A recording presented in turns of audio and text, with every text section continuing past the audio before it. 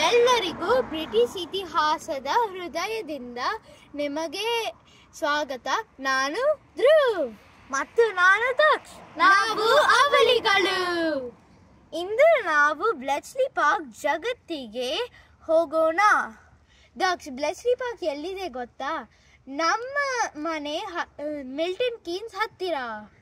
ಹೌದಾದ್ರೂ ಇಲ್ಲಿಯ ವಿಶೇಷವೇನು?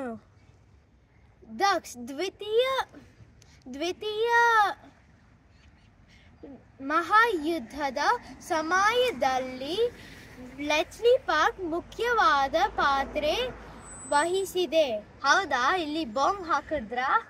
ಅಲ್ಲ ದಕ್ಷ, British intelligence Germany ನಿಗ್ಮಾ ಮತ್ತು ಲಾರೆನ್ಸ್ ಸೈಫರ್ ಅನ್ನು ಡಿಕೋಡ್ ಮಾಡಲಾಗಿತ್ತು. ಸೊ ಇವರು ಸೀಕ್ರೆಟ್ ಏಜೆಂಟ್ಸಾ? ತಪ್ಪದೆ.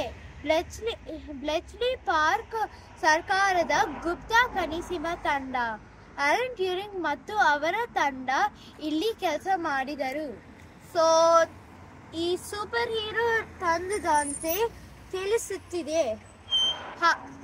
ಹೌದು, ಅವರಿಂದ ಯುದ್ಧ 2 ರಿಂದ 4 ವರ್ಷಗಳವರೆಗೆ ಕಡಿಮೆ ಮಾಡಿದೆ.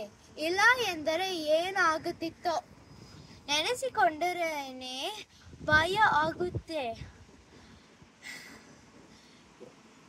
ನಿಮಗೆ ಗೊತ್ತಾ, ಆಕ್ಸ್ಫರ್ಡ್ ಮತ್ತು ಕೇಂಬ್ರಿಡ್ಜ್ ಯೂನಿವರ್ಸಿಟಿ ಹತ್ತಿರವಿದೆ, ಏಕೆಂದರೆ ಎಲ್ಲ ಸೂಪರ್ ಹೀರೋ ಇಲ್ಲಿ ಇದ್ದಾರೆ.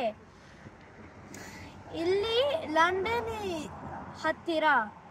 ನಾನು ನನ್ನ ಶಾಲೆಯಿಂದ ಮೊದಲೇ ಬಾರಿಗೆ ಇಲ್ಲಿಗೆ ಭೇಟಿ ನೀಡಿದೆ.